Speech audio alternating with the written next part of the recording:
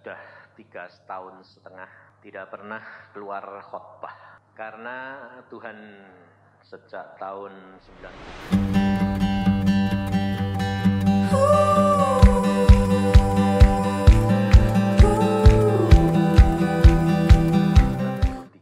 bulan Januari, Tuhan sudah berkata kepada saya bahwa saya harus istirahat. Tidak pergi ke penginjilan lagi seperti yang sudah-sudah. Sudah kerja 15 tahun, Tuhan berkata, sekarang kamu duduk diam di bawah kakiku setiap hari 5-6 jam. Kemudian saya berkata, loh kok aneh Tuhan? Malah justru permintaan banyak, kok malah suruh berhenti. Sampai orang-orang berkata, sesat tuh, mana ada berhenti nginjil. Alkitab berkata, Injil, beritakan Injil sampai akhir zaman. Jadi akhirnya sampai akhir zaman buat saya apa? Mati. Nah ini kok berhenti?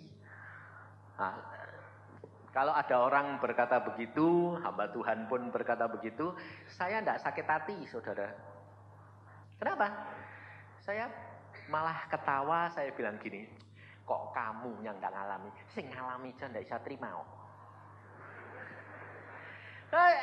Kok orang lain ngomong gitu, kok saya sakit hati, diejek, saya sendiri bantah-bantahan sama Tuhan Yesus. Waktu dia bilang begitu, saya bilang, yang benar dong Tuhan. Itu tidak cocok sama Alkitab, sama firman-Mu. Tuhan bilang, siapa yang suruh kamu berhenti? Loh, tadi tidak nginjil seperti yang dulu. Pindah profesi. Oh, kalau dulu kamu khotbah, sekarang duduk diam berdoa. Menghadap kepadaku tiap hari, terus nanti aku bilang, ini doain. Lah kalau engkau tidak ngomong doain, ya wis duduk diam. Jangan ngelayap dewek. Ya sudahlah. Nah, ini manusia, saudara. Dulu kalau nginjil kan dapat berkat, betul enggak? Loh, tambah dipanggil banyak, tambah berkatnya tambah banyak. Loh, sing bener, betul enggak? Sekarang kalau berhenti, sing ngasih berkat siapa? Sebab manusia itu biasa. Kalau dia butuh, dia mau bayar. Dia tidak butuh, mau bayar enggak? Hah? Enggak toh? Ya itu kamu. Makanya saudara, kita itu jangan hidup dengan cara dunia ini. Karena apa? Engkau dan saya sudah masuk di dalam hidup menjadi milik Tuhan. Kalau kamu nyanyi sampai saya tuh terharu.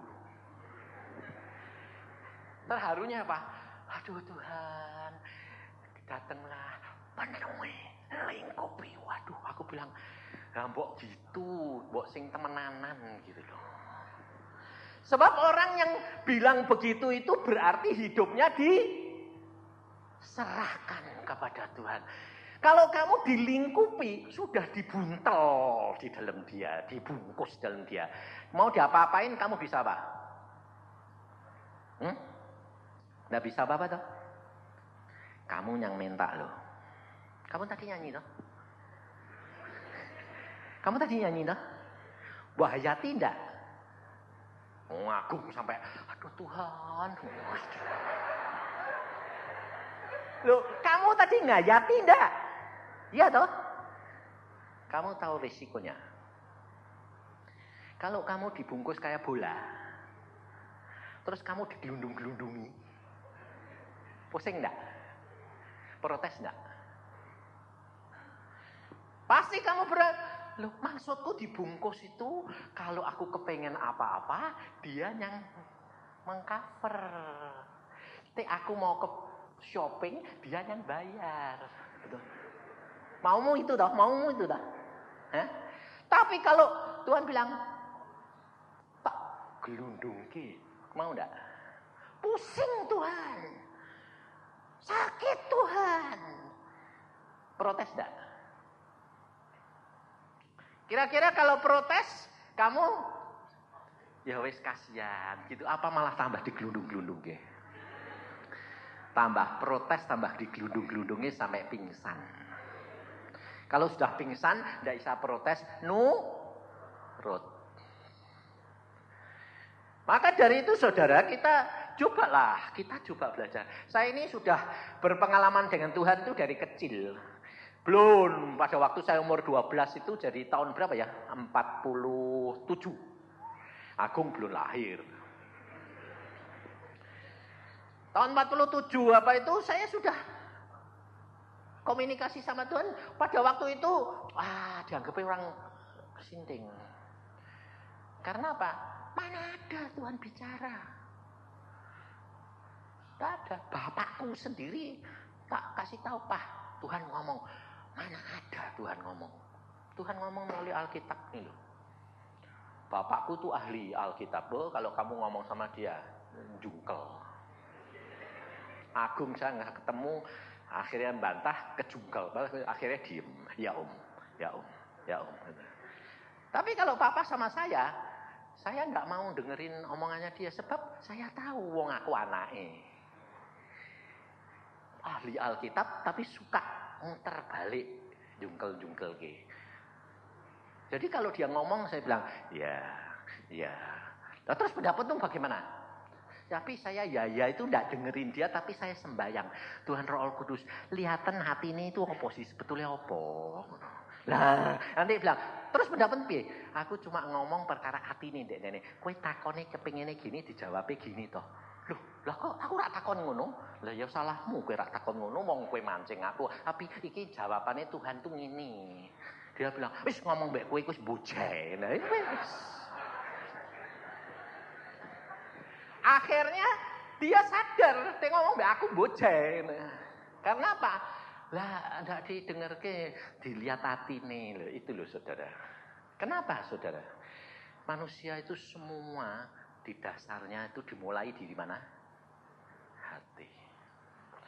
Maka dari itu Tuhan ingin supaya saudara itu belajar dari apa yang sudah diselidiki, di research, kemudian kamu terima hasilnya. Tapi orang muda itu enggak seneng gitu. Sing setengah tua pun enggak seneng.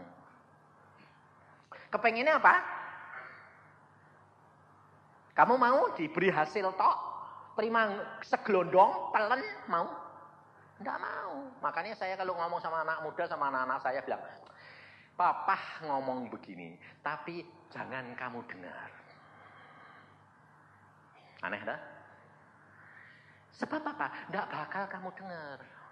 Anak muda dibilang, jangan, malah sengaja. Tapi kalau anak muda dikasih tahu, jangan kamu dengar, malah didengar. Sebabnya apa? Roh pemberontakannya ini ada. Itu sudah dari zamannya nenek moyangmu.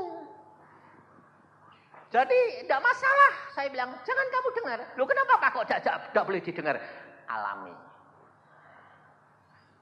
Setelah kamu ngalami, nanti omongannya Papa itu bisa, oh iya. Nah, nek belum ngalami, bojelah. Ini loh anak-anak muda ini loh. Pada waktu dikasih tahu orang tuanya bilang apa? Kolot kek, kuno. Ya kan? Kayaknya itu orang tuanya tidak ngalami. Orang tuamu tuh lebih jelek dari kamu. Lah kalau orang tuamu lebih jelek dari kamu double jelek. Iya toh? Double jelek kenapa? Lah karena ya wong dikeluarkan dari barang jelek. Double jelek. Lah kenapa kok bapakku lebih jelek? Lah ya tenang lebih jelek toh. Wong yang ngeluarke kamu. Coba tidak ada bapakmu, tidak ada kue toh. Lumayan kue toh ya. Ini loh saudara. Maka kita harus belajar. Saya ingin memberikan pengalaman saya untuk apa? Untuk kamu kaji. Kamu waktunya sudah singkat. Kalau saudara sudah mengalami seperti saya dididik Tuhan secara pribadi 33 tahun, tidak nyampe target kamu. Kedatangan Tuhan itu sudah singkat. Nah, saya bilang Tuhan ini piye? Tak cukup. Sekarang ini harus cepat. Maka dari itu saudara, saya ingin mengajak saudara menjadi orang Kristen itu beda sama orang dunia. Tidak sama. Tidak samanya di mana? Tuhan itu memberikan kepadamu karunia maupun segala disiapkan tergantung kamu. Orang dunia tidak diberi, tapi kamu diberi. Jadi untuk orang Kristen ada tambahan, beda. Tapi hukum alam tetap berjalan bagi saudara. Jadi jangan kira kalau kamu jadi orang Kristen nanti jadi manusia supranatural, terus kemudian kamu tidak mau apa-apa. Lalu tidak usah makan. Jadi duitnya ngumpul terus. Itu tidak bisa makan. Tetap kamu lakukan hukum alam. Tapi orang Kristen punya kelebihan mengatasi hukum alam. Apabila perlu. Tapi orang Kristen kepengennya apa? Mengatasi hukum alam saenake. Jadi dia kayak Tuhan. Makanya dia anak apa sedikit-sedikit dalam nama Yesus. Ya, pernah orang ini lihat demikian orang kerasukan gitu langsung dalam nama Yesus. Setannya mesem. Aku ya lihat gitu. Ini kok kenapa sih Tuhan tidak keluar-keluar? Lah aku kan orangnya biasa, sudah dari kecil ngomongnya beneran. Kenapa sih Tuhan kok ora metu-metu iki? Lah wong urung waktune kok mbok tokno nggopo. Lah itu orang-orang ndak ngerti. Ayo ben ajar. Terang ngalami ndak terima. Suatu saat saudara, ini ada orang kerasukan ditangking setengah hari ndak mencelat. Lalu aku bilang gini, Tuhan aku ini mampir loh kok ini kok wah Pak Yusa ini setengah hari dah waktu. Kenapa sih Tuhan? Lah mbok tengking-tengking ya ora dungu to wong setane budek. Oh, setane budek Tuhan. Heeh. Lah kowe gembar wong setane tuli. Lah terus piye Tuhan? Lah kowe ya omong ngene.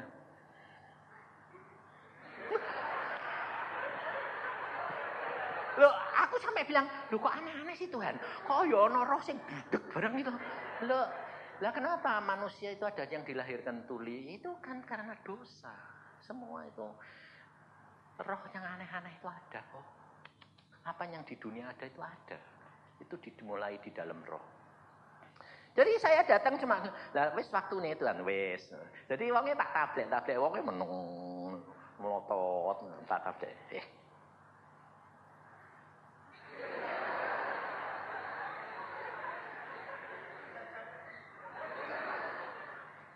Lho kowe lha apa Pak Yusa? Lah setane budek. Terus langsung wah sadar. Lho kowe mau lah apa? Lah tak dengar apa-apa. Tadi tutup ya setan budek dikuasai setan budek. Lho itu lho saudara. Nek kowe gak ngalami itu masuk si Pak ya. Mau tak temokno. Kita itu kerap kali tidak ngalami dewek itu loh saudara, tak percaya. Aku dulu yang ngono. Karunia ini ndak wong Tuhan ngomong mbek aku bahasa kadang-kadang ngoko bahasa Jawa. Aku nek ngomong mbek Tuhan, lah kowe iku piye sih Tuhan lho? Kadang kurang ajar dak. Tuhan kok dikowe. Aku bilang lho lah aku ndak sadar, aku nek mbek bapakku yang ngono. Kowe iku piye sih Pak? Ngono lho, aku mbek bapakku ya gitu kok. Kok kowe nek mbek bapakmu ya kowe. Iya. Jadi tidak sadar sebab aku mbek Tuhan itu aku anaknya kok. Biarpun belakangan ini Tuhan ngomong gini. Tuhan, aku iki piye sih Tuhan? Terus Tuhan ngasih penglihatan saya. Tuhan duduk di tahtanya, pakai pakaian putih. Ada anjing kecil. Dok nih, kaki dilatih, klek. Terus aku ini ya, Tuhan gak ngomong. Tuhan ini cuma, kaki gini. Seneng gitu loh. Aku yang ngerti. Oh ya ngerti-ngertilah. Iku aku. Loh saudara, kamu kalau dikatai anjing, kamu tersinggung enggak? Hah? Kamu kalau dikatai anjing kesinggung enggak?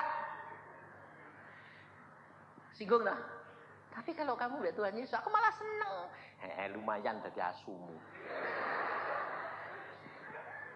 Tapi disayang-sayang. Tuhan bilang, aku seneng gitu loh. Karena kenapa sih Tuhan?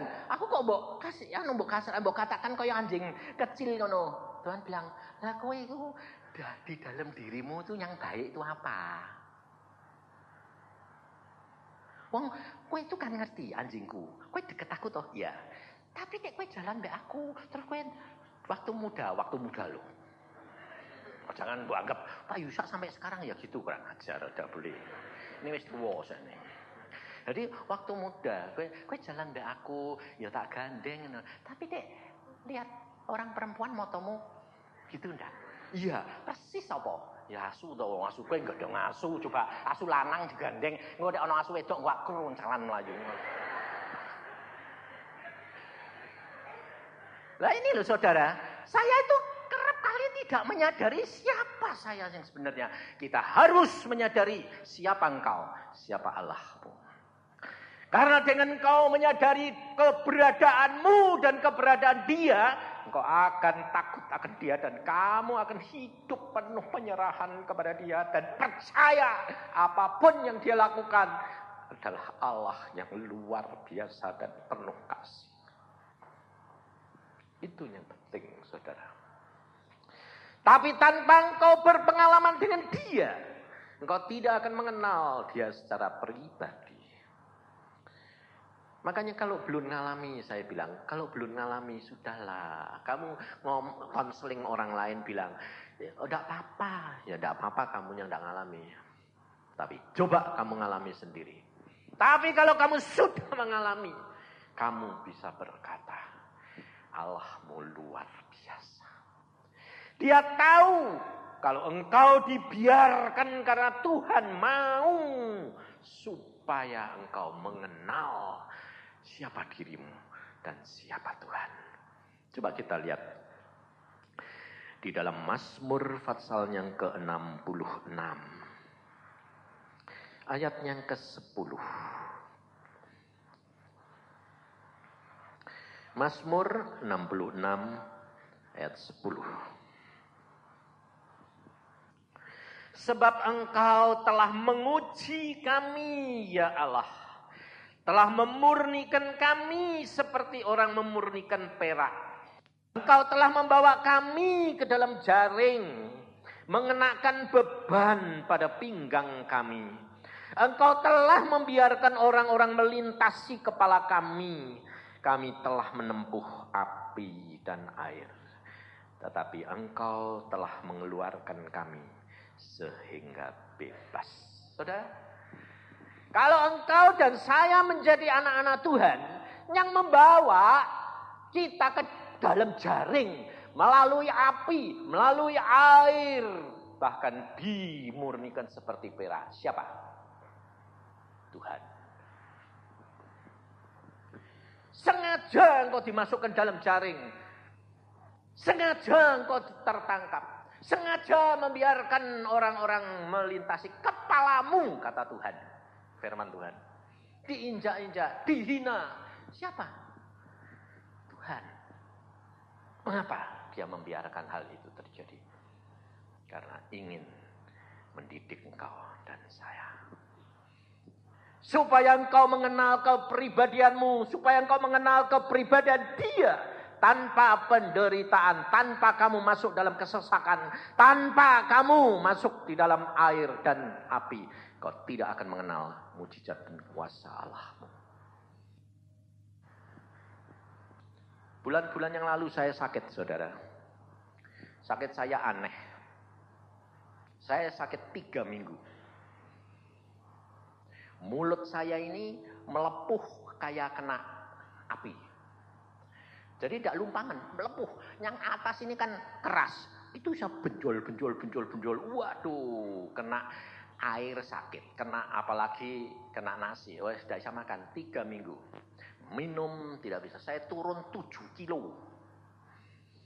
Jadi yang mau diet pasti berhasil. 3 minggu 7 kilo. Kalau menurut ilmu kedokteran, infus.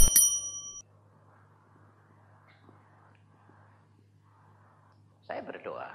Saya bukan tidak mau, saya berdoa. Tuhan ini piye aku diapake. Tuhan bilang, tenang aja. Ya wis, tenang aja ya, tenang. Terus ada suara, lah ini kan dek dehidrasi, engko terus piye? Dek mati piye? Nah, aku ya bilang, tenang aja. Sebab Alkitab berkata, mati adalah keuntungan. Tenang aja, Tuhan bilang tenang. Sampai saya akhirnya periksa diri. Doaku kurang, Tuhan. Enggak. 5-6 jam tetap terpenuhi. Baca Alkitabku kurang, Tuhan. Enggak. Tiap hari lebih dari 10 fatsal. Ya kurang apa? Doa, bangun jam 3, jam 4, sembahyang. Kurang apa Tuhan? Tuhan bilang, hidupmu terdiri dari apa? Roh, jiwa, dan tubuh. Tubuhku tetap doa, rohku tetap, jiwaku tetap. Tapi apa Tuhan bilang? Lihat hidupmu. Kamu kalau hidup dengan aku sudah biasa bagaimana? 24 jam kamu tidak pernah memikirkan yang lain kecuali aku. Betul tidak? Ya. Belakangan ini kamu mikir apa? Oh iya, waduh, ingat saya. Saya mikiri anak laki saya yang sedang bisnis, karena tiap hari bicara sama saya, terus duit saya digerogoti terus. Jadi kalau dia kurang, gue punya duit gak? Ya punya. Ini minta dong. Pakai. Jadi saya turut mikir tok. Sehingga akhirnya saya agak khawatir sedikit. Kalau gini piye? Setan nyerang. Lalu hamba Tuhan, adik saya mendapat penglihatan. Ada naga nyembur mulut saya dengan api. Pantesan melepuh semua. Wah.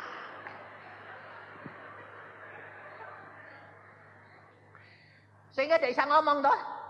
Minum tidak bisa, makan tidak bisa, ngomong pun tidak bisa. Ya wes, diem aja. Lah kalau tahu saya gitu kan anak saya tidak pernah ngomong sama saya. Jadi tidak ngasih pikiran. Saya bilang, Sam, sudah jangan ngomong apa-apa, sudah keadaan gini ditegur Tuhan ini. Sudahlah, hanya karena memikirkan beberapa bagian jam saja. Saudara. Tapi saudara tidak akan dituntut Tuhan begitu. Seperti yang dituntut kepada saya. Karena apa? Setiap orang dituntut menurut ukurannya, imannya.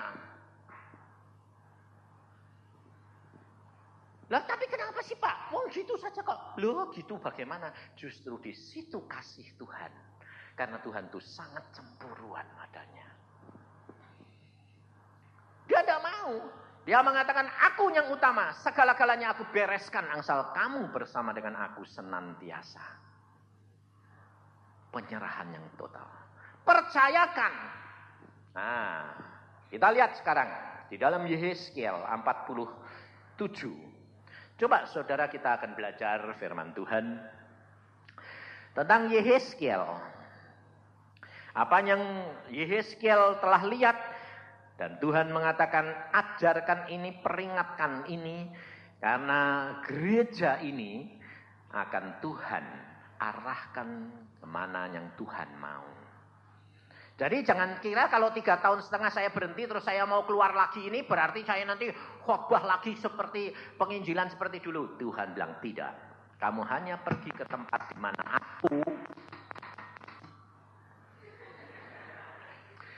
Kamu hanya pergi ke tempat di mana aku perintahkan. Dan ini yang pertama, saudara. Ada pesan Tuhan untuk jemaat di sini. Maka dari itu kita baca firman Tuhan di dalam Yehezkiel 47. Ayat pertama mulai. Kemudian ia membawa aku kembali ke pintu bait suci dan sungguh ada air keluar dari bawah ambang pintu bait suci itu dan mengalir menuju ke timur sebab bait suci juga menghadap ke timur. Dan air itu mengalir dari bawah bagian samping kanan dari bait suci itu sebelah selatan mezbah. Lalu diiringnya aku keluar melalui pintu gerbang utara dan dibawanya aku berkeliling dari luar menuju pintu gerbang luar yang menghadap ke timur. Sungguh air itu membual dari sebelah selatan. Sedang orang itu pergi ke arah timur dan memegang tali pengukur di tangannya. Ia mengukur 1000 hasta. Dan menyuruh aku masuk ke dalam air itu. Maka dalamnya sampai di pergelangan kaki. Ia mengukur 1000 hasta lagi dan menyuruh aku masuk sekali lagi dalam air itu. Sekarang sudah sampai di lutut. Kemudian ia mengukur 1000 hasta lagi dan menyuruh aku ketiga kalinya masuk ke dalam air itu. Sekarang sudah sampai di pinggang. Sekali lagi ia mengukur 1000 hasta lagi. Sekarang air itu sudah menjadi sungai di mana aku tidak dapat berjalan lagi. Sebab air itu sudah meninggi sehingga orang dapat berenang. Suatu sungai yang tidak dapat diseberangi lagi. Sampai di sini.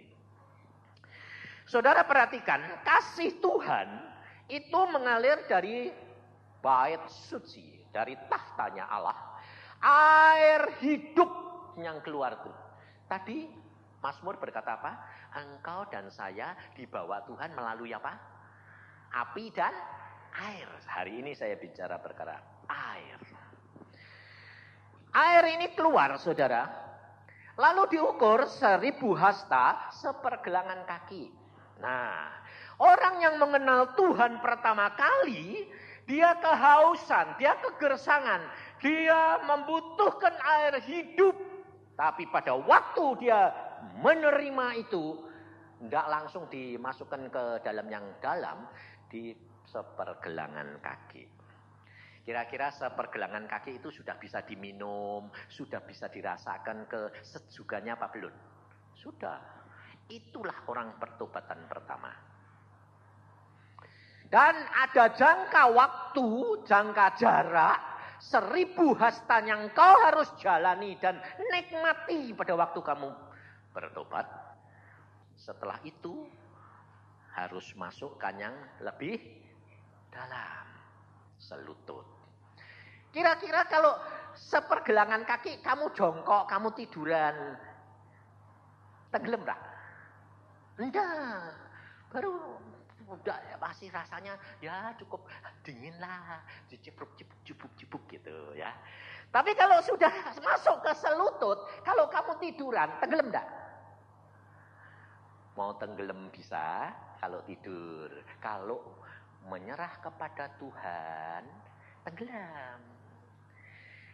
Makanya nyanyian tadi, datang Tuhan, penuhi aku. Bisa enggak? Bisa kalau sudah sampai selutut. Dan kamu nyerah sama Tuhan, tenggelam. Suasana roh enak, sejuk, damai sejahtera. Tapi dia sudah duduk. Kalau selutut kamu duduk, tenggelam lagi enggak? Enggak, kepalanya sudah tengah-tengah. Mulai lihat dunia lagi. Kok narik ya, berdiri. Jalan, selutut gampang loh. Jalan, cepuk, jalan. Sampai sana nanti kotor, sudah capek, kehausan, masuk lagi. Susah, sedih, semeleh pelok. Itu banyak orang Kristen. Di daerah selutut. Oh, gebu-gebu. Kalau sudah punya maksud, selutut itu lari bisa enggak? Bisa. Oh, gebu-gebu. Wah. Ada hal yang harus cepat. Cepat. Yang dikejar ternyata dosa. Ya tidak apa-apa. Sadar, sudah bonyok semua sadar. Balik, masuk lagi, semeleh lagi. Wah, urapan. Lalu, kelompok yang ketiga, masuk lagi. Sepinggang. Wah, sepinggang. Sudah bisa berenang belum? Sepinggang tuh sudah bisa direnangi belum? Sudah. Bisa nyelam enggak? Sudah. Kalau kamu jongkok saja, enggak usah semeleh tidur. Jongkok saja. Kelem enggak? Kelem. Wah, ini orang Kristen yang paling senang. Kenapa? Sebab sepinggang. Mau berenang bisa, mau tenggelam bisa, jongkok saja sudah tenggelam. Karunia lidah. Oh, enggak usah susah-susah, enggak usah sampai semeleh. Udah tenggelam, urapannya sudah banyak. Tapi kalau dia muncul sudah bisa lari belum? Enggak bisa, sepinggang kamu mau lari kemana? Ya lari, tapi sepinggang. Enak selutut atau enak sepinggang?